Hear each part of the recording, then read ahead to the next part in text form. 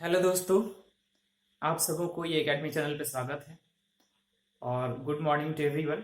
तो आज हम करने वाले हैं जीएस का नेक्स्ट पार्ट। और इससे पहले हम 5 वीडियो डाल चुके हैं, तो अभी आप यदि वीडियो नहीं देखे हैं तो पहले वो सब वीडियो को देखने जा करके, यदि चैनल पर नए हैं तो आप सब्सक्राइब कर लीजिए, बेल आइकन को प्रेस कर लीजिए ताकि हर आने वाले वीडियो का नोटिफिकेशन मिलेगा। और साथ साथ में यदि वीडियो आपको पसंद आता है तो आप लाइक करें, कॉमेंट करें, नहीं पसंद आता है तो डिसलाइक करें। ठीक है। तो आज जो हम करने वाले हैं उसका नेक्स्ट पार्ट करेंगे, यानी जो भी टॉपिक हम कर रहे थे, यानी प्रीवियस वीडियो में जो हम कर रहे थे उसमें हम कर रहे थे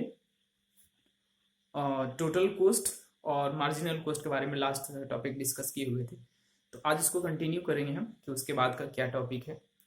तो जैसे पहले भी हम बता चुके हैं, वीडियो जब भी देखें तो पूरा लास्ट तक देखें, स्किप ना करें, वीडियो को स्किप कर करके ना देखें तो उससे कोई फायदा नहीं होगा आपको। और सीरियल वाइज देखें, जिस तरह से पार्ट 1 2 3 4 इस तरह से बनाए हुए हैं, आप सीरियल वाइज देखेंगे तो बेहद ढंग से आपको हर एक तरह से समझ में आएगा, पूरी तरह से कॉन्सेप्ट एक्सप्लेन भी किए हुए हैं।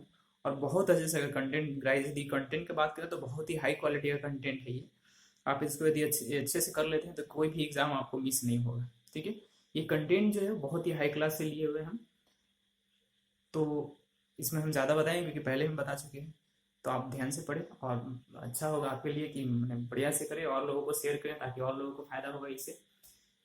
तो जितना से ज़्यादा, जितना हो सके उतना शेयर कीजिए। और चलिए हम शुरू करते हैं आज का टॉपिक। तो आज का जो टॉपिक है, इस तरह से देख सकते हैं, टाइप्स ऑफ कॉस्ट है। तो टाइप ऑफ कॉस्ट कितने तरह का होता है? एक तो होता है फिक्स्ड कॉस्ट। तो आप देख सकते हैं कि फिक्स्ड कॉस्ट का कुछ ग्राफ भी यहाँ पे हम खींचे हुए। फिक्स्ड कॉस्ट किसको बोलते हैं?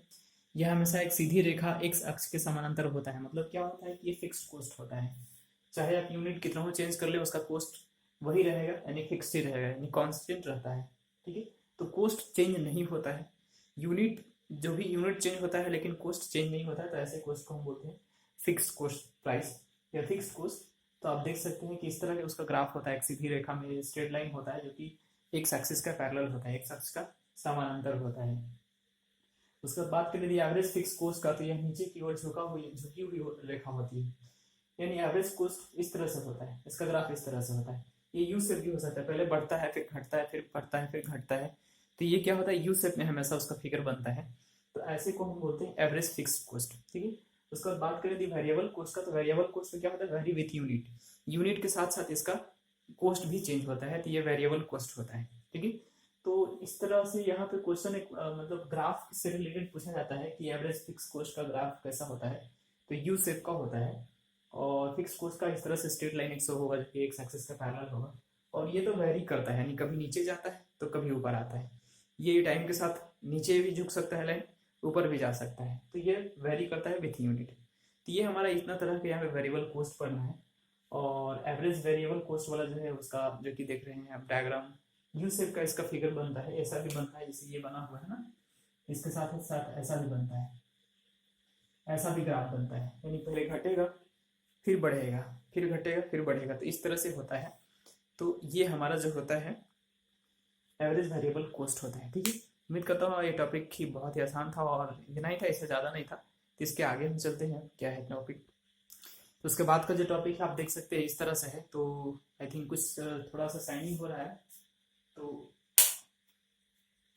ये आई थिंक अब दिख रहा होगा सही से। तो आप इसको रीड कर लें, स्क्रीनशॉट ले लें जल्दी से। और देख सकते हैं कि क्या क्या है यहाँ पे। फर्स्ट जो हमारा लिया गया उत्पादकता, यानी प्रोडक्टिविटी किसको बोलते हैं? तो प्रोडक्टिविटी बोलते हैं production per hectare. Per hectare में जितना प्रोडक्शन होता है उसको प्रोडक्टिविटी या फिर उत्पादकता बोलते हैं, यानी कैपेसिटी हो गया ना उत्पादन करने का, तो उसको उत्पादकता या प्रोडक्टिविटी बोलेंगे, जो कि पर हेक्टेयर में कितना प्रोडक्शन हो रहा है वो होता है। अब उत्पादन के कारक क्या है, यानी प्रोडक्शन एजेंट क्या क्या है? प्रोडक्शन एजेंट देख सकते हैं कि भूमि है, पूंजी है और उद्यमी है। ठीक है। तो ये सब जो होता है, इतना जो होता है, ये कैपिटल में आता है। ये तीनों जो आता है एक्चुअली में कैपिटल में आता है। तो ऐसे कि हम लिख दे रहे हैं इसका कैपिटल, ऐसा सी से होता है कैपिटल। तो इसको हम, ये कैपिटल हो गया और ये क्या है आपका लेबर है। ठीक है। तो ये लेबर है। तो ये जो होता है चार एजेंट होता है, यानी उत्पादन के कारक होते हैं। उसके बाद हम देख सकते हैं कि फिर क्या है शॉर्ट रन। शॉर्ट रन क्या होता है? One factor is variable and other is constant. यानी कोई एक फैक्टर जो होता है वो क्या होता है, वेरिएबल होता है, और दूसरा कांस्टेंट होता है। तो ऐसे को हम बोलते हैं शॉर्ट रन। ठीक है। उसके बाद लॉन्ग रन क्या होता है, दोनों वेरिएबल होता है। दोनों कोस्ट जो होता है, दोनों फैक्टर जो होता है वो वेरिएबल होता है। आगे चल के हम बताएंगे इसका कुछ मैथमेटिकल यानी जो कुछ डेटा होता है यानी टेबल क्रिएट करके बताएंगे किस तरह से होता है। अब आते हैं टोटल प्रोडक्शन क्या होता है। अभी आप याद रखना कि लॉन्ग रन में क्या होता है, बोथ फैक्टर वेरिएबल होते हैं। क्वेश्चन पूछ दिया जाता है यहाँ से कि लॉन्ग रन में क्या होता है, तो बोथ फैक्टर यानी दोनों ही उत्पादन का कारक जो होता है वो परिवर्तनशील होता है, वेरिएबल होता है। और शॉर्ट रन में क्या होता है, वन फैक्टर इज वेरिएबल और दूसरा क्या होता है, कांस्टेंट होता है, यानी एक परिवर्तनशील होता है और एक अपरिवर्तनशील होता है। और यहाँ पे कुछ कुछ इंग्लिश लिखा हुआ है तो उससे कोई परेशानी नहीं होना चाहिए, क्योंकि आप जब ग्रेजुएट का जो भी ग्रेजुएशन लेवल का तैयारी करते हैं तो आप ये सब छोटा छोटा इंग्लिश, कोई बहुत बड़ा इंग्लिश नहीं है, आप इसका सारा हिंदी जानते हैं। यहाँ पे लिखा हुआ है प्रोडक्टिविटी, प्रोडक्शन कारक, ये उत्पादन होता है, एजेंट जो कि कारक होता है, फैक्टर जिसको हम बोल रहे थे, तो फैक्टर है ये। तो आप यहाँ पे देख सकते हैं कि टोटल प्रोडक्शन क्या होता है, टीपी। टोटल प्रोडक्शन मतलब कुल उत्पादन, ठीक है। तो कुल उत्पादन ओवरऑल पर production per unit by all units, जितना यूनिट्स में sorry production total overall production कितना हुआ है सारे यूनिट्स को मिलाकर के उसको बोलते हैं टोटल प्रोडक्शन। उसके बाद मार्जिनल प्रोडक्शन की बात करें तो ये क्या है, change total production. Total production में जो स्लाइड चेंजिंग आता है ना, जो वेरिएबल होता है मतलब चेंज जो होता है, चेंजिंग जो आता है उसी को बोलते हैं मार्जिनल प्रोडक्शन। जिस तरह से हम मार्जिनल कॉस्ट बोल रहे थे, चेंज इन कॉस्ट, उसको मार्जिनल कॉस्ट, यहाँ से चेंज इन प्रोडक्शन तो मार्जिनल प्रोडक्शन हो गया।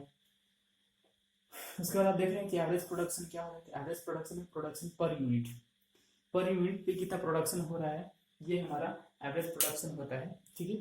तो उम्मीद करता हूँ आपको ये सारा टॉपिक समझ में आ गया होगा और ये इंपॉर्टेंट टॉपिक है, ये सबसे क्वेश्चन पूछा जाता है एग्जाम में, से आप देख सकते हैं किस तरह का क्वेश्चन पूछा जाता है।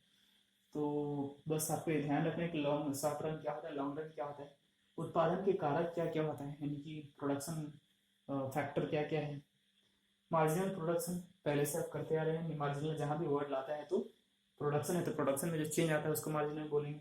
एवरेज प्रोडक्शन तो पर यूनिट में कितना प्रोडक्शन होता है वो एवरेज प्रोडक्शन में आता है। आप इसको स्क्रीनशॉट ले लेंगे, उम्मीद करता हूँ आप पीछे जैसे कि हम लाइट ऑफ किए थे वो एक तो आई थिंक चमक रहा है, थोड़ा शाइनिंग हो रहा है, ऐसा कोई खास परेशानी नहीं, तो आप स्क्रीनशॉट ले लिए। हम चलते हैं इसका नेक्स्ट टॉपिक की तरफ। तो उसके बाद का जैसे देख सकते हैं यहाँ पे कि शॉर्ट रन जो होता है लॉ ऑफ वेरिएबल प्रोपोर्शन, इस तरह से किस तरह से इसका प्रोपोर्शन किस तरह से इंक्रीमेंट डिक्रीमेंट होता है मार्जिनल प्रोडक्शन में और टोटल प्रोडक्शन में, आप यहाँ से देख सकते हैं, ठीक है। उम्मीद करता हूँ आपको दिख रहा होगा सही से।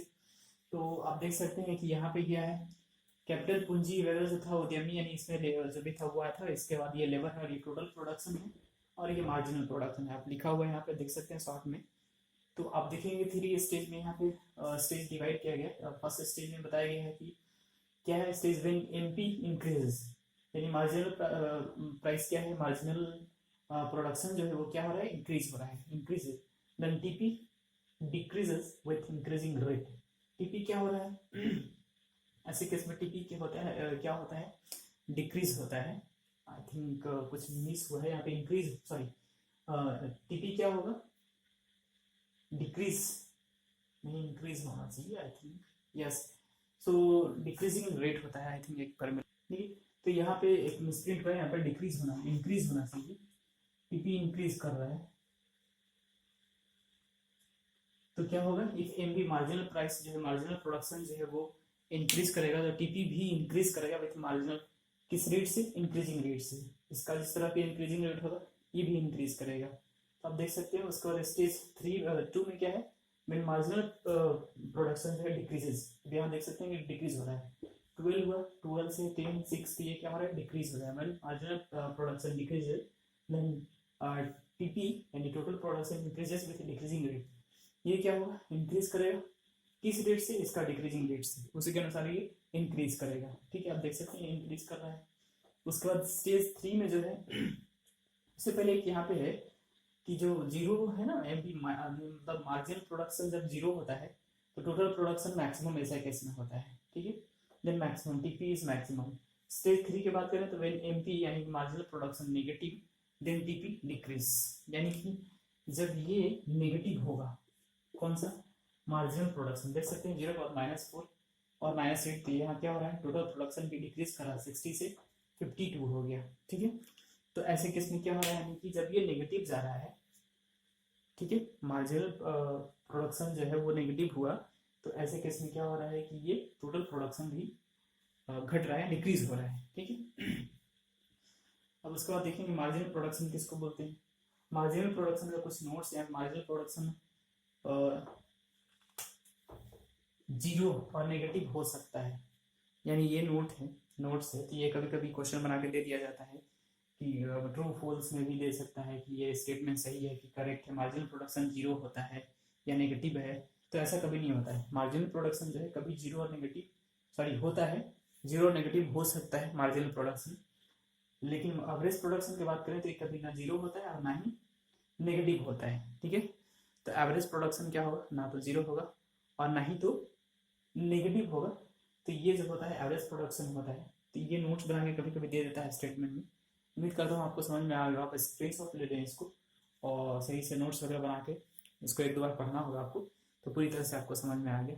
और उसके बाद हम चलते हैं इसका नेक्स्ट टॉपिक की तरफ। ठीक है, तो नेक्स्ट टॉपिक की तरफ चलते हैं। तो नेक्स्ट टॉपिक जो भी होगा हम नेक्स्ट वीडियो में करेंगे, क्योंकि इस वीडियो में हम इतना ही रहने देते हैं। ये छोटा छोटा वीडियो ही जीएस का रखेंगे तो ज़्यादा अच्छा रहेगा, क्योंकि इसमें ज़्यादा टॉपिक देंगे तो बहुत दिक्कत होता है याद करने में। तो आप एक टॉपिक दो टॉपिक जो भी सही से उसको सही से करें, उसको नोट डाउन करें, चीज़ों को कॉपी में एक एक चीज़ को नोट करें और उसके बाद आप 2-4 बार उसको पढ़ें और रिविज़न करते रहें उसको टाइम टू टाइम, पीरियोडिकली, सप्ताह दिन में, 15 दिन में, इस तरह से आप रिविज़न करेंगे तो पूरा पूरा याद हो जाएगा। और बहुत ही अच्छा कंटेंट है, जैसा कि हम बताए हैं पहले भी कि बहुत अच्छा कंटेंट है, ये हर एग्ज़ाम के लिए काम आएगा आपको। तो चलिए मिलते हैं नेक्स्ट वीडियो में। तब तक के लिए जैसे वीडियो यदि पसंद आया हो तो लाइक करिएगा और कमेंट भी कीजिएगा और शेयर करना ना भूलिएगा। तो चलिए मिलते हैं नेक्स्ट वीडियो में। तब तक के लिए थैंक यू, बाय बाय, धन्यवाद एंड जय हिंद, जय भारत।